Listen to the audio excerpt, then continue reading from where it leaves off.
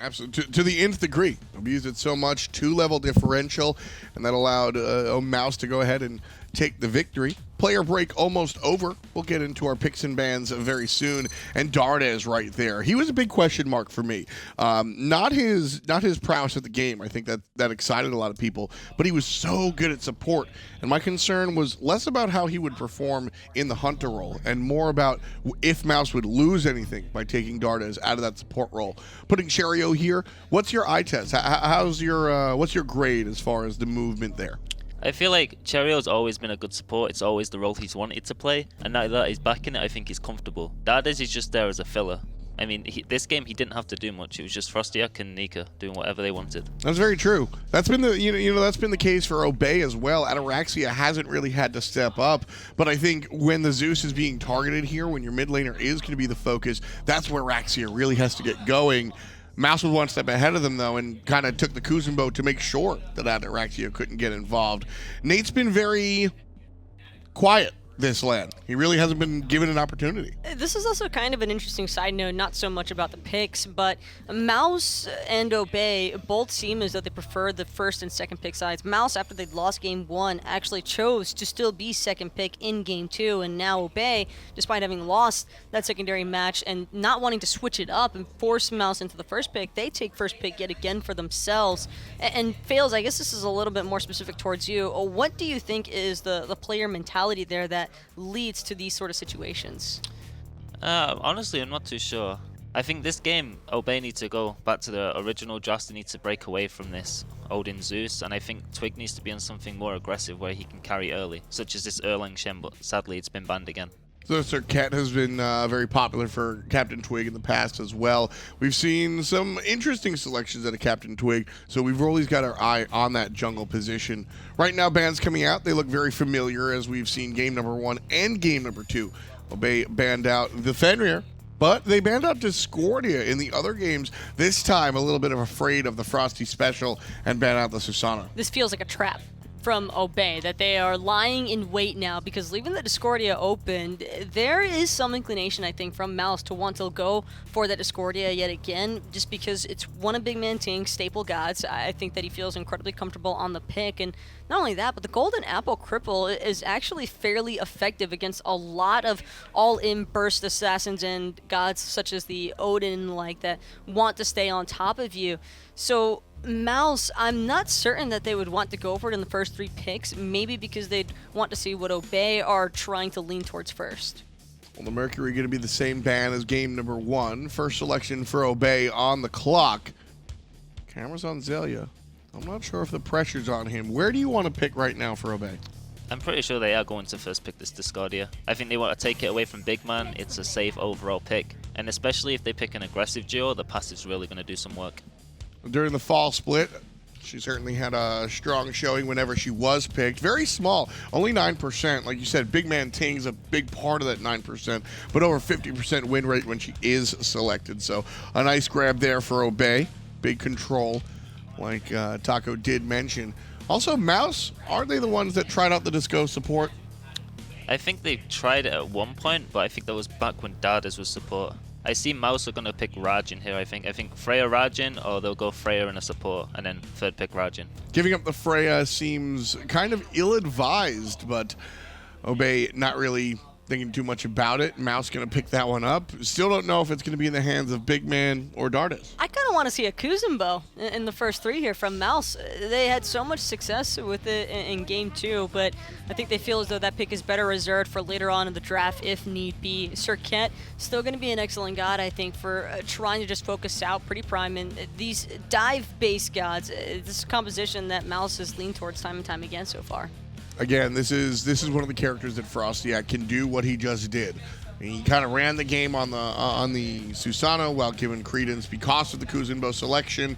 CaptainTwig's going to be just as hard to track down and just as hard to avoid. The jungler going in that direction should be very interesting.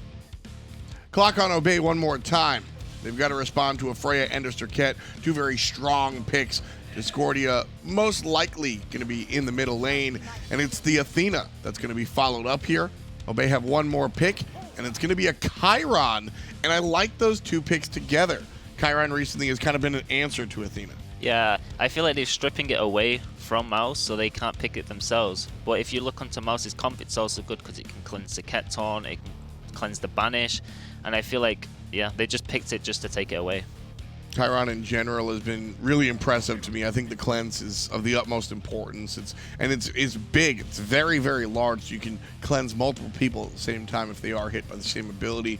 And there's Zhonghui, one of my favorite characters. We saw him played earlier in the week by FrostiaK over there in the solo lane. Just a big, tanky beast of a character. How's he going to affect the game here? Not convinced that this is going to be mid lane just yet for BigManTingz. Could possibly be for Nika in the solo lane, but I like the versatility that Mouse have in their composition so far. You're never really certain where any of these picks are going to go. This could be Circuit support for all we know. That's fair. And Freya in the mid or hunter position.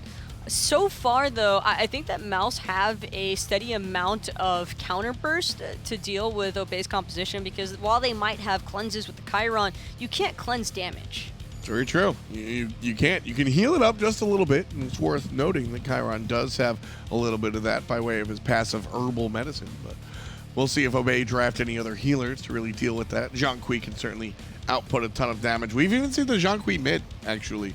Zhonghui mid has come out earlier in this week. Very different approach, but Zhonghui is a character that is kind of flexible. Yeah, we did see Big Man play it, I think, in the last set, and I think it will go to him this time as well, because it's decent into Discordia. She dashes, you just ult and go on her, literally.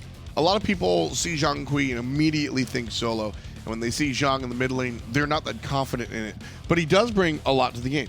Yeah, he definitely does, and this ban from Nemesis here kind of notifies that it's going towards mid, because otherwise they wouldn't put so much pressure on solo, I don't think.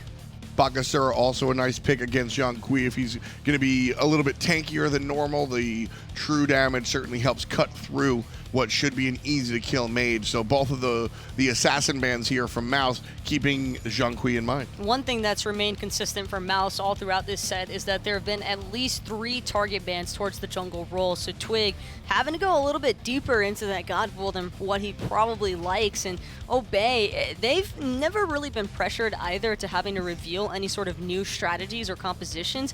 And that is the big thing that I think Mouse might finally force them into. That's really it for me. As far as God Pool is concerned with CaptainTwig, I'll always go back to the fact that he was the #1 player in Duel once upon a time. Not because I think the skill set is really translatable to Conquest, but the fact of the matter is he just plays all of the characters. So I think that that's really important for CaptainTwig as he starts talking about the God Pool. But when you talk about the game as a whole, that's when things get a little bit more interesting. And Mouse going to bring out this Nike selection, another character that doesn't really get her due credence. I think a lot of people underestimate what Nike can do. Yeah, I mean, her passive is still one of the strongest passives in the game, and I love this Dardez pick here because it's going to pull Zhonghui, and it's going to pull Saket most of the time unless she's ulting a minion to stop it. But the Geb here just counters it completely. Yeah, fantastic. This was a great thought process by Obey, and perhaps a better one by Mouse.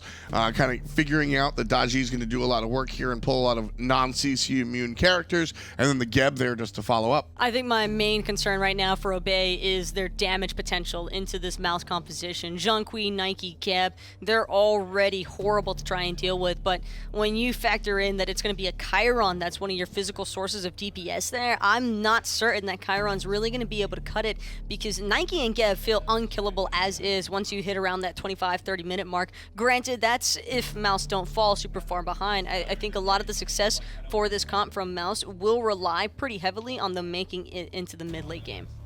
Yeah, I feel like the Chiron has to go Kinsa. He's into Nike, who's going to have over 4k health with her ult up, and into a Geb especially as well.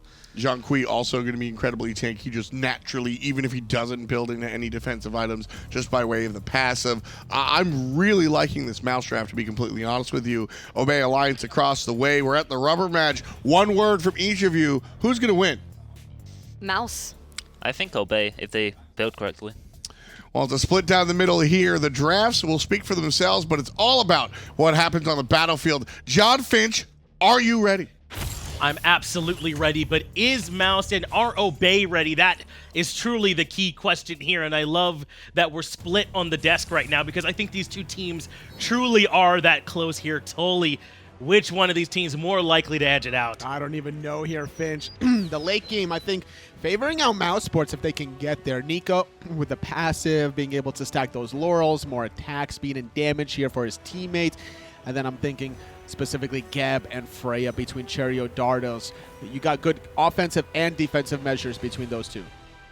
You heard them talking about on the desk, though, towards the end. This last pick of this Dardez had a potential to cause some real problems for Mouse, but Mouse did grab that Geb at the last moment. And yes, it is good for the cleanse, but now Obey are asking two big questions, right? How are you going to get away from the Powwow, and how are you going to answer the Athena taunt? And while Geb is good, can Geb answer both of those questions? It's going to be difficult to say at this moment, especially if Obey elect to play aggressive. iRaffer is very aggressive on the Athena in game number 1. Game number 2 on the Yoden, tried to look for some plays, but couldn't really shut down FrostiaK on the Susanoo. That's probably going to be looking for even more plays on this Circuit. This time it's going to be Dardez on the Freya. iRaffer trading with him. Don't often see the Athena trying to trade with the Freya, but that is classic iRaffer as Ataraxia sticks with the wave. And this is nice. It's the Obey Hunter getting this wave, and it's the mousesports support. So far, especially with Dardez taking all this poke, this is favoring Obey. Wow, iRaffer. I mean, from the very beginning of the tournament, what was he playing? Ymir, I believe, invading a red buff camp. I forget against what team exactly it was, but couldn't do anything about it. He just loves going in at level 1. Doesn't matter what god he's playing. Well, they were just this aggressive last time, and remember, FrostiaK had a great rotation on the Susanoo to punish them for it. This time, Obey need to make sure they keep that in the back of their minds. Yes, they have lane pressure, but they have to be cognizant of where FrostiaK is in this circuit at all times. This is a good way to shut down a Freya at the beginning of the game, take away their buffs, put her under the tower, prevent her from getting those last hits, which will eventually stack up, and Ataraxia rushing for that Transcendent is going to have the physical power to beat that lane bully. Yeah, he definitely will be. Chiron can feel tough. He's pretty good in the 1v1, really, with the Giddy Up, which can knock back for the interrupt and be a good way to chase down. The ultimate makes him pretty safe, too, so it can be tough, even for the Freya sometimes, to box into the Chiron. Something we need to talk about also is this Kakulin versus the Nike matchup. I'm not going to expect to see much out of either of these two. It's mostly about how they're going to rotate to the laning phases. I believe in game number 1, Xaliea made his presence felt, but in game number 2, it was all Nika. It really did feel like Nika was the big problem for Obey in game number 2, and they won't have to worry about the Kuzenbo this time. Nike is annoying, but maybe not as just obviously annoying as the Kuzenbo, right? The passive is certainly a problem, but you just don't feel it quite the same way that Kuzenbo reflecting and pushing you and disrupting in the backline the whole game. I like what Xaliea did there, using some of his abilities to poke out Nika while using that damage over time from the Vent Anger to clear the rest of the wave while he uses that transformation. You get a little bit of a shield, so you have more of a health buffer to play with. So far, this dual lane pressure still working out for Obey. Level 3 now for both Ataraxia and iRaffer, ahead of Cherryo and Dardez, and still purple buff control. They might even have a chance to move over to the second spawn of it, and that's where things can start to really be a problem if you start losing multiple buffs in a row. And FrostiaK saw on the right side of the map, so he's not even going to get here in time. They need to make a decision of how they want to do this. Do they want to go straight to the purple buff or straight to the lane? Because they have met in the middle. There goes the horrific emblem. But no, Cherryo doesn't have his rollout now. He's so slow, and it's going to be very difficult for him to get away. There's the Giddy Up to reposition Dardez, and CaptainTwig here as well. The respawn. First blood going to Obey for the dodgy. Not a good start if you're mousesports, but Obey Alliance are really bouncing back already after game number 2. Knowing that they're giving up their purple buff, maybe even red buff, need to go for an invade of their own. And Prime trying to defend the best he can up against 2. Tingz here as well, so Twig had to be careful. He is going in aggressively with the Trickster Spirit. He wants Cherryo, but gets pulled back in by FrostiaK. Now out comes the Powwow. Can't find the first chain, second one there, and will at least get Tingz. That's because he knows he had enough mana. That's why he went in, knowing that he has the defensive Powwow just to get away. PrettyPriMe not really in range to follow up the way he wanted to, but man, that first blood, Ataraxia not getting the first blood. It was onto CaptainTwig. It was a great gank from the Dodgy as well. Let's go back and take a look at how they set up that first blood. Remember, it started with that skirmish in the jungle around the purple buff and Twig making his long trek to come join once the rollout was down. And I like the Xaliea play, the ability to switch targets there at the last second. Originally was thinking about Cherryo, recognizing that Dardez was also a sitting duck on the Freya, giving the credit to CaptainTwig. Allows him to finish off Boots very early in the game. Twig, though, did have to use those purification beads in that mid lane scuffle we just saw a moment ago. So he'll be about another 100 seconds without that safety, though. Pal can be pretty good if you can recognize the danger coming to get you out of combat, at least for a moment. iRaffer, also level 5, has that global pressure. In game number 1, it was Ataraxia playing the Freya that was left alone for the most part. iRaffer had the Athena. And I think that we could see a similar story now that we're seeing Ataraxia on the Chiron that's going to be looking to stack up those Transcendents. Cherryo is just going to roll on out of there. Twig was considering it for a moment, but they'd much rather be here for the red buff. Remember last time it was Mouse who grouped up to steal the red of Obey, and now Obey answering back in kind. But can they disengage? FrostiaK is here in the jungle, very nearby. iRaffer gonna dash away. Actually taunts out BigManTingz. There goes the beads. Uses the ultimate, trying to look for some turnaround. And it's FrostiaK who catches out Ataraxia with that last breath. Twig now left alone, but he's not alone. He's right where he wants to be. He takes down Twig and using the chains to pull back in Cherryo, and nowhere for the Geb to go. A double for the Dodgy. A 2 for nothing. That was very close to being 3, knowing that Dardez is very low. Ataraxia is still looking for him. FrostiaK was hiding the whole time in those oracles. Both of them actually going the way of Obey, and FrostiaK biting off more than he could chew. He absolutely did, and now he has to run for his life, but Strife over the wall means the 4th kill in a row for Obey, already up 1,800 gold. And this early on into the game, about 2,600 experience as well. It started with this dual lane pressure, and Twig has just carried on the baton. That's right, 100% kill participation from Obey's jungler, sitting at 3-0-1, really capitalizing on this aggressive nature style with 2 successful red buff invades. The dual lane from mousesports is certainly struggling. Cherryo still not even level 5. And this is what I was talking about towards the beginning of the game, about how the Dodgy and the Athena together can pose too many questions even for a Geb to answer. That time, the Geb does put the shield onto the other target that's chained, but then he just gets pulled right back in. He can't answer at all. That's right. There's 3 chances for the Palau, only 1 Geb shield to choose from, so there needs to be other ways to avoid that. Cherryo not being level 5 didn't have the defensive cataclysm to grant himself CC immunity. And he doesn't really have a defensive relic at all. He just has the blink. Right now, it's basically beads to get themselves away from the CC, and then they're relying on Cherryo cleanse and hoping that he can be the initiator and can play around that. But other than that, they do not have very good responses once the fight does break out. Because of how aggressive Obey's dual lane has been, FrostiaK has been a little quiet in game number 3. A complete 180 from his performance in game number 2 on the Susanoo. I think that he's going to need to start stepping up. But where is he really going to gank? Xaliea is playing this Kakolin, right? It's not the Baron that he was in game number 2. So that's almost out of the equation, unless he's going to be tower diving / hugging. But Obey on the left side also, Ataraxia has some defensive utility between his Centaurus ultimate and the Defender of Olympus. Twig is here one more time. They force out the Backer's discretion, and Twig able to do it just by basically walking at Dardez, and Ataraxia gets the follow-up damage. So Dardez should be a little bit more vulnerable the next time they come back around. FrostiaK is nearby, but Twig level 9 can just go right to bully. Cherryo can't find him. That's actually a good Cobra's Kiss. Wow, even able to force out the blink from Cherryo, really panicking there, giving the purple buff all the way to Obey, a lot of freedom to just walk all over mousesports' jungle side. Yeah, and Twig is basically just doing all this by puffing out his chest, right? He hasn't even really committed much of anything on this left-hand side. It's just his presence. He's trying to use that escape / engagement tool, and Cherryo was blinking away, but the Cobra's Kiss stopping that out. Gonna be a dive onto that tier 1 solo lane. And there's no Sentinel of Zeus, so yeah, they can absolutely do this. iRaffer is the one that gets the last hit. 5-0 now, and FrostiaK is trying to come in and punish on the back end. Horrific emblem there. Double Cobra's Kiss into the Deathbane. Xaliea might be in some trouble with the last breath, especially with Tingz rotating over. Oh, he needed to avoid that basic attack and hope for a transformation, but a good, clean 1-for-1 at least. FrostiaK can avoid the stripe. More pot shots from PrettyPriMe onto this tier 1 tower, also eliminating the opportunity for FrostiaK to clear this wave. Meaning that FrostiaK can't find much. Now about 2 levels out in front for Twig entirely. Able to come by this relatively honestly. At least FrostiaK was able to find something on that right-hand side, though even the kill went to Tingz. At least some way to try and slow down Obey a bit. It's going to be hard to really slow down Obey after starting off 5-1, 9 minutes in. And I'm still looking back in game number 1 where both of these teams did nothing in the first 9 minutes of the game, right. really popping things off in the next couple of minutes.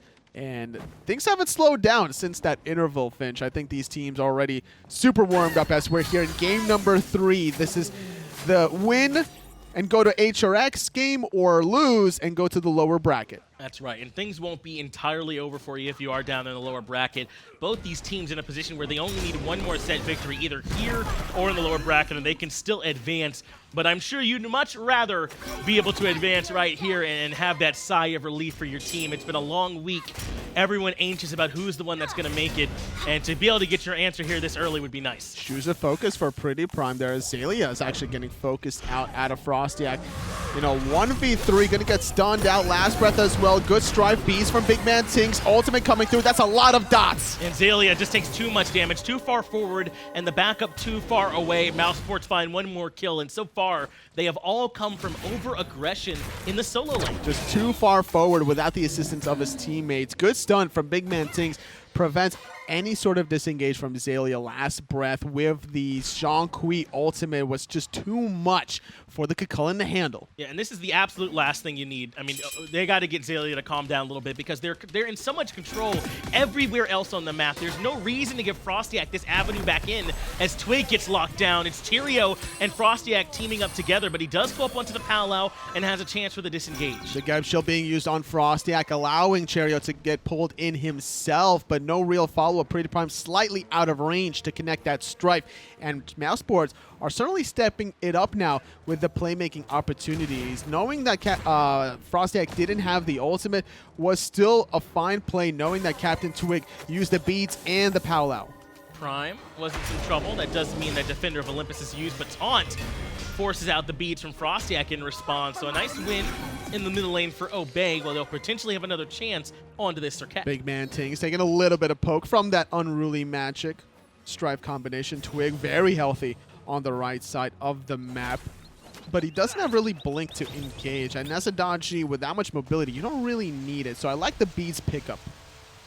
And it's come in handy for CaptainTwig so far, having those purification beads as iRaffer a little bit alone there in the middle lane. It's Twig who's lurking in the solo side, but no real gank attempt onto this Nike.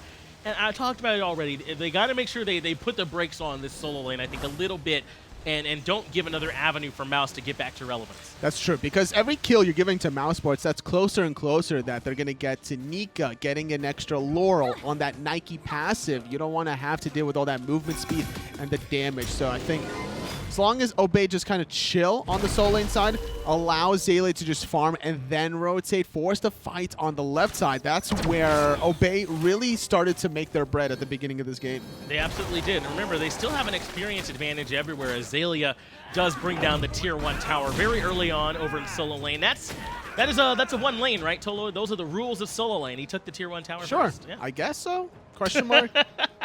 It's an old myth. Yeah, no, that's what it really is. It's an old myth as Taunt lands on the Cherryo, but iRaffer all alone. It's Nika who's also alone in the 2v1. Shell has already come out, immune to the ultimate with the Sentinel of Zeus, and now comes the backup as the rest of mousesports collapse. Oh, there goes the powwow out as well, trying to hold off the last breath, the last tick.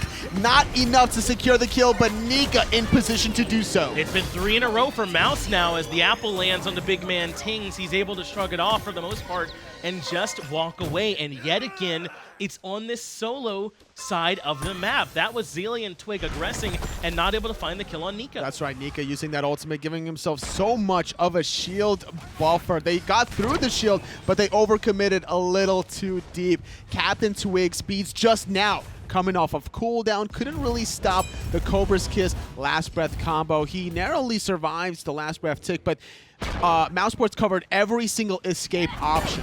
Right, and even though early on the lead was for Obey and still a bit of an experience lead for Ataraxia, the pressure now is all Dardez over there in that dual lane with the Freya, as Obey do still enjoy a 2,700 gold lead, 3,000 experience, but it doesn't feel that way right now. If you just look at the way these last 3 kills have gone, or look at how Dardez has Ataraxia pushed up. mousesports are certainly still here. That's true. The biggest disparity is between iRaffer and Cherryo, and as a support, you're willing to sacrifice those levels on that role instead of any other role. And that's going to allow mousesports to extend the game to this mid to late game portion that favors them, I think. You know, we talked about at the beginning of this game, Nika on Nike, Cherryo, Dardez playing this Geb Freya combination. I just don't see a world where mousesports lose team fights, I think, if they get there. Yeah, Geb feels really good late. He might feel bad early in the laning phase when he's not able to do that much, and he's basically just a safety valve over there. But late, when you've got Cataclysm, you've got the shield protecting targets they dive on, it's so difficult to make your way through. So Mouse do feel good late. If they can make it, is Cherryo forced to use the Cataclysm very early on. The golden apple being used. Palau will catch out the Geb and FrostiaK as well, but the Unruly Magic a little bit too late. Good shell from Raver keeps Twig healthy. Wow, that was huge to come back in and make that one a 1-for-0 trade. And now Nika might have overstepped a little bit. Taunted right back in. Good damage from Prime, but the Geb shield and the Sentinel of Zeus even better. Nika will make it back out. Plenty of shields to keep Nika very healthy, but with this one pick, I think that could be enough for Obey to go for a Gold Fury 15 minutes in. They are going to at least move over to this left side of the map, and mousesports right now are not going to be able to make their way in. Like you said, they lost FrostiaK. They're still reeling from that fight. Though Dardez is nearby, he could banish to reset. He does have the Valkyrie's discretion as well to try and contest, but they just go for the fight instead. Giddy up pushes Dardez back in, and that's going to be a kill for Ataraxia. Wow, Dardez couldn't even get up into the sky with the Valkyrie's discretion. The dots, too strong coming from Twig. 15.5 minutes in, Obey confirmed the first Gold Fury of the game. And what do you know? You fight in the mid duo side of the map, and the fights go Obey's way. You fight over on the solo side, it's looking like it's Mouse. Obey just have to keep pulling these fights over to the left-hand side to fight around Ataraxia and Prime and Twig instead of so much around Xaliea and Nika. And the way Obey was able to zone out Dardez was so important. They needed to go onto this Freya to prevent that perfect whoop from resetting the Gold Fury and then switching all their attention. FrostiaK was lurking in the jungle. Xalia's half HP, but a good two-man knockup. He returns the favor on the FrostiaK very nicely. He wants the chase, but Serket quite good at running away, though they do have Ataraxia lying in the wings, but they're going to give it up. This talisman of energy from Nika gave him the movement speed he needed to avoid that initial route from Xaliea. Very rare encounter to see it be effective before the Phoenix sieges, but just goes to show that this item is not to be slept on. Yeah, Xaliea building the same exact build path as well. They both went with the Guardians Warrior tab by Mystical Mail into that Talisman of Energy. So both of these warriors, once they're able to start rotating on, they're going to be more facilitating, it feels like, for their team and trying to stick in the back line more than anything else. Ah, okay. Well, now they're switching things up. Silver Breastplate from Nika, going for, I believe, is going to be a Void Shield coming out of Xaliea, trying to get more damage available for CaptainTwig with that aura penetration. Yeah, Xaliea, get your own build. You know, do your own thing. Well, Xaliea saying get your own build, Nika. You're right. Who knows which was first, right? Chicken or the egg, The I chicken guess, or the egg. Situation. But it ends up working out for either one of these solo laners, both looking good so far, though Xalia's had some oversteps. He's been able to kind of rein in a little bit over these last few minutes, and it's been much to the benefit of Obey. So far, so good for both of these teams. No one really slipping too far backwards. mousesports is down about 5,500 gold, but their late game composition is going to be very deadly. They need to avoid some of these jungle skirmishes, and that's going to be a tall task, seeing how CaptainTwig has the blink, and iRaffer is always looking for the dash taunts. A successful red buff invade means both carries now have the buff, and that could potentially be a problem for Mouse, who already don't really want to fight into this if they can avoid it. Obey considering trying to group up and force down this tier 1, but Mouse are all here in good numbers. I just don't know how they're going to defend this. It's a 4-on-5. Dardez is on the left side. Taunt onto Cherryo. Strife as well. A lot of return fire. Cherryo is able to find the shockwave, but Xaliea keeps right on going. Good damage coming out from Ataraxia as well, and that sets up for the Kukulkan to find a kill. Though he does have FrostiaK breathing down his neck, but Strife is a better answer. Twig over the wall, and they lock him down. The apple should find the kill, and Prime spreads the love. Spreads right onto Nika, gonna cripple him now, getting pulled by the Palau. PrettyPriMe with a nice little double kill. Tier 1 tower did take a spill, and because of Dardez not being there, that was clean for Obey. Yeah, this is exactly the kind of fight that Obey Alliance want. You control the Geb early on in the fight to make him less relevant, and whoa!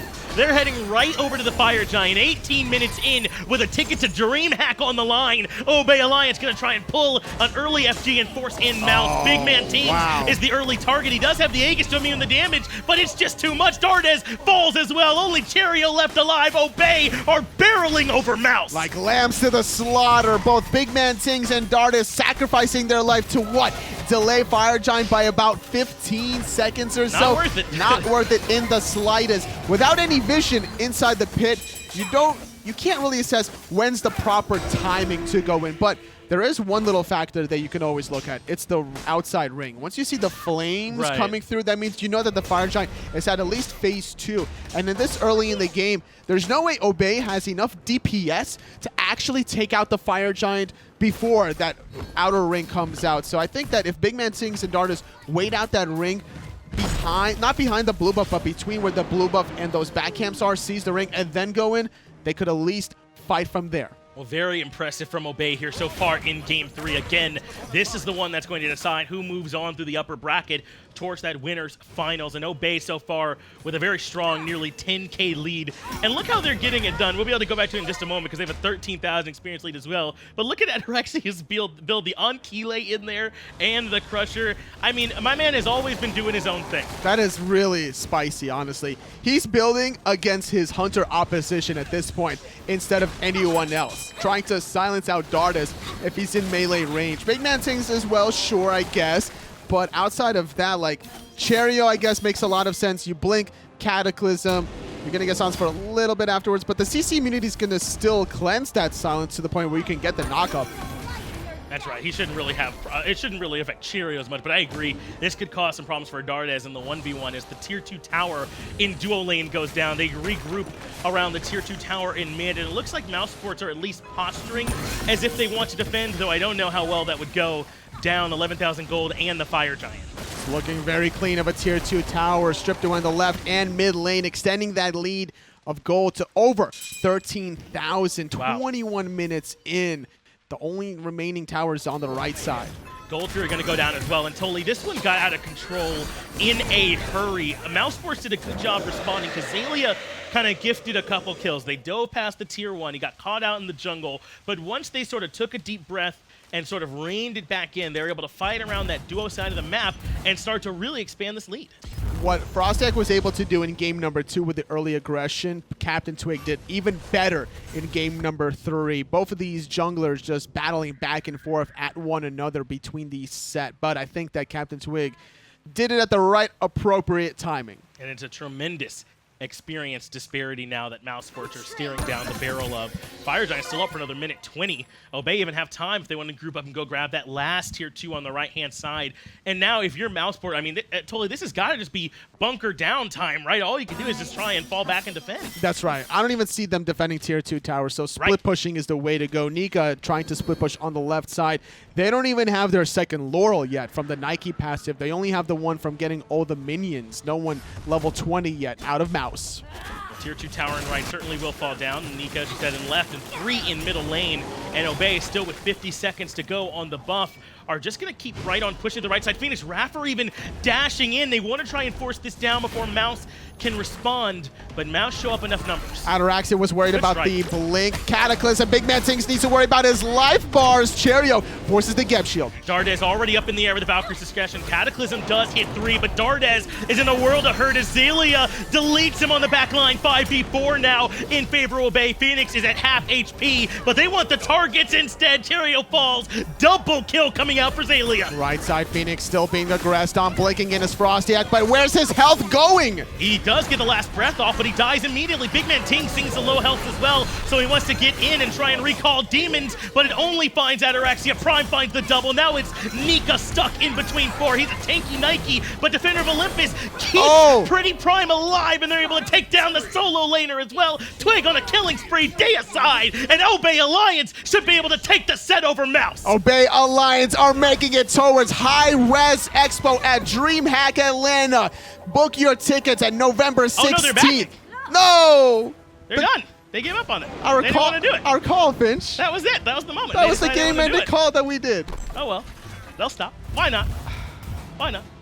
And they've got plenty of time, right? They were very low on the back end of that. They did not have Ataraxia as well, which I imagine was their most consistent damage in that moment. So they elected instead to fall back. They got the right side Phoenix. The door is wide open for them the next time they want to move in. But Mouse, how are they going to defend? I mean, that fight on the right-hand side had some great moments. Big Cataclysm, Tings was able to get off a ton of damage, and still, it did not go their way. I don't fault Obey for not committing to the Titan room, honestly, because Ataraxia was dead. Nika did a good job delaying the siege as well on the right side Phoenix so long to the point where there needs to be so many cooldowns being used on him. He avoided quite a few as well. 24 minutes in, Fire Giant has respawned, and Obey Alliance are in prime real estate opportunity to confirm this one.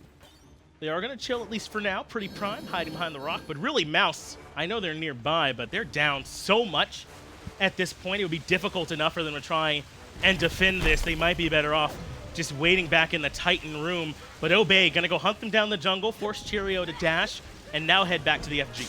Looking for the Fire Giant as iRaffer pulls in. mousesports are posturing like they want to give it some sort of defense. Cherryo blinks in, Cataclysm as well. I'm very surprised by this. Cherryo's used the Cataclysm, and all of Obey basically shrug it off, but now FrostiaK comes back in on the backside with the Cobra's Kiss right in the last breath. Prime gets a kill. He is very low and will end up falling, but not before they find a return kill. 2 for 2 so far, but up in the air and very healthy as Twig pulls back in Tings and find a double of his own. Nika up and down, but nowhere else to go after this. He's going to take a fall as well. It's only Dardez alive yet again, but this is the best case scenario. I think that they're going for the middle. Phoenix was pinged out. There's not that many minions here. There's definitely a question of Obey's shot calling here because 3 of them were about to go for the right side and then pinging in the mid, pinging in the Pyromancer.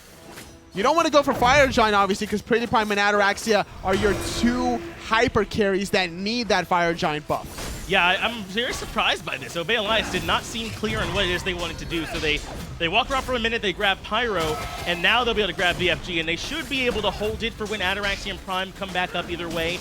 No one from Mouse is in position to threaten them, so they can get this on all 5 members and then group up the siege once again.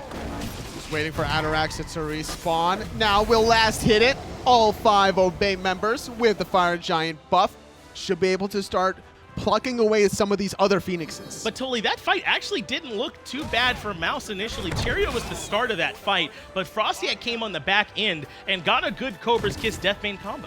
That's very true. A lot of attention was being spent onto Cherryo. He was that sponge of damage that a lot of Gebs tend to be, blinking in, distracting a lot of members from Obey, and round 2 was FrostiaK really making the secondary play that's needed, because Smite is not like a one and done play. Like, you do one play and then all of a sudden the game ends, right? It needs to be 2, 3, sometimes even 4 different steps of a team fight to be successful. And now Obey grouping up on the left-hand side. They've got FG on everybody, and mousesports have lost a fight defending on the Phoenix. They've lost a fight in the jungle as well, down 18,000 gold.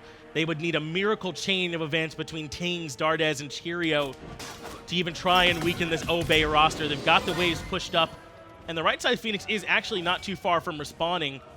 They'll try and make sure that one doesn't fall as well. There's going to be 2 fire waves actually trickling down that mousesports needs to keep in the back of their mind. CaptainTwig will force FrostiaK to keep himself honest in the mid lane, as Twig actually just going to get off some poke damage. 1 ability took out FrostiaK's health by 50%. That's going to be a middle Phoenix gone probably. Yeah, I think Twig recognizing as well, wow, I really kind of bullied him out of there. So now he's moving in to throttle the mid Phoenix. Meanwhile, on the left-hand side, Obey have forced him away from the left side as well. Twig goes up into the powwow, but already the Phoenix in left is down. FrostiaK can't hang in the 1v1. He falls there. Mid Phoenix gonna fall very soon as well. Cataclysm does hit 2. The bird goes down, and Obey winning this hand over foot. Xaliea keeping BigManTingz distracted. PrettyPriMe taking out Cherryo. There goes Defender of Olympus. It's an all-in commit onto Big Man. They take down BigManTingz. Dardez and Nika the only one left. Not even Nika. Double deicide coming through, and this time Obey Alliance should be able to take the game. They're going to DreamHack. Prime shows up, and Prime gets it done. Prime really making it happen in game number 3 alongside CaptainTwig. The dodgy performance.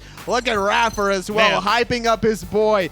And man, winning that 1v1 really just goes to show just a slight difference between the two junglers. It absolutely did. And certainly at that point, Twig was very far out in front of FrostiaK, so there wasn't much he can do. But look at the relief on the faces of Obey Alliance. I mean, it's so difficult to imagine what it's like for your team to go through this moment, to not know if Prime can be here because something very important is coming up in his personal life, and you absolutely respect it, and you might have to work with Flippo, and you're splitting your scrim time, but now they're here. They've made it to DreamHack. It just must feel so good for the team. It absolutely does. My bracket initially, when I thought that Prime wasn't making it, had Mouse over Obey in the specific set, but knowing that Prime was back in the thick of things, it's not only about the individual play style, it's also about the chemistry that Prime brings. It's just such a jovial man inside this squad. And that's a good point to make, because I believe they were considering Flippo for a while as their sub on the team, and it's not that Flippo couldn't have come in and played well, but you don't know what Prime does for them in comms. Like you said, literally your atmosphere, you're traveling across the country to come play in this booth, and it matters so much. How does he keep that team in the right mentality? There's all these intangibles that these 5 members as a team are used to having, and you just got to believe in them so much more when Prime's a part of it. Well, Obey making it towards HRX. mousesports still have another opportunity. They do. They need to win in that lower bracket. And it's going to be a difficult path for them, but because they made it this far in the upper, they only need one more win. Hello to you as well, Prime. Very well played by you, but they only need one more when they drop down into the lower bracket. And I think that after the way Mouse just played, you absolutely don't want to play this team. You were very right, I think, to be concerned about this team without Prime, because it looked like a small difference between these two teams. They were so close. It was so insane between all 3 games. Game number 1 was slow to start, 9 minutes of action where nothing happened. Right. And then the next 15 kills out of nowhere. Game number 2, mousesports really making the plays happen with FrostiaK on the Susino, but game 3, CaptainTwig on this dodgy. Beautiful. It was absolutely the pick. They were absolutely able to make it work for them here in this 3rd game. An impressive performance from Obey and Mouse. We'll have to see if they can get it done down there in the lower bracket. But after all that action, let's get it back over to the desk to get their analysis. Fantastic job on the call there, John. Great job, totally, as always. And a great job to Obey Alliance, the first team that's going to punch their ticket to DreamHack HRX. We'll see them down there November 16th. But before we move on, let's reflect on how they did it. Mouse came through game number 2 and looked fantastic. Game number 3, though, a different story. Let's take a look at the post-game stats brought to us by Access Replay. I was kind of expecting Mouse to try and play this one a little bit slower pace, but Obey did not give them that chance. They went straight for the aggression as soon as the match started, and that early gank as well from CaptainTwig, finding the punish there so soon onto Dardez. I don't think that Mouse were really anticipating Obey to just keep running at him.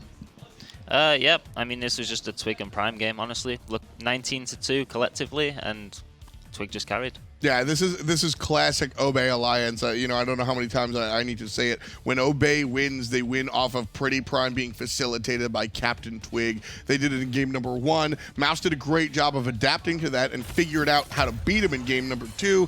And then they just did it a little bit differently here in game number 3 with CaptainTwig picking up a little bit more of the slack. Yeah, they got ahead early, which is definitely what they needed to do into this comp. They had a few rough fights around mid-game, but ultimately they just snowballed the game. I mean, we were looking at Nika playing on that Nike and just looked like paper. Had this game gone a little bit later and Obey didn't have as big of a lead, the Nike and the unkillable characters on the squad like Geb just would have been a problem, but Obey came out here and they smorked so hard, and that's really what they needed to do, was grab the game in the beginning. I just think that Twig was all over the place with this dodgy, and the best part about it was that his target focus was primarily onto candidates that he knew were guaranteed pull-ins, like the Zhonghui, like the Geb post-Cataclysm, and that was another problem that Mouse, again, just did not really have the resources to try and handle. FrostiaK as well, the Circuit pick, I wasn't super sold on it. I think the mentality behind it was a really sound one. Focus out PrettyPriMe was the same strategy they've been running at Obey for the past 2 matches, but in this 3rd game, he just fell short. I like the Circuit, the pick, but as far as the execution, Obey just one step ahead. And MVP, most valuable Papa, it's going to be the mid laner, PrettyPriMe, coming through, our Steel Series MVP. Great performance by him. Again, Zeus, and then in the 3rd game still with heavy damage. I mean, he really brought the noise. Yeah, these Discordia apples were disgusting. They spread to 3 targets every fight, and Mouse just couldn't do anything about it. Just a little bit too grouped up Mouse was, and Prime positioning always generally where his strong suit is. We saw him die maybe once early in game number 3, but outside of that, very safe Prime was. Yeah, he created so much space in the team fights as well. They went on him, he didn't die. Twig just came in and cleaned up. But the worst part were those strifes. I feel like PrettyPrime's accuracy with those strifes just shut down so much mobility from Mouse that FrostiaK, even in times where it looked like promising moments for Circuit to get away with a pick, he was just shut down because of the Golden Apple, because of the strife into the Unruly Magic Burst combo. And Mouse, the way that their comp worked, they relied on having to stack on top of each other to continue their execution of the comp. But whenever you're jumping into a Golden Apple proc, that's never going to bode well for the rest of your team.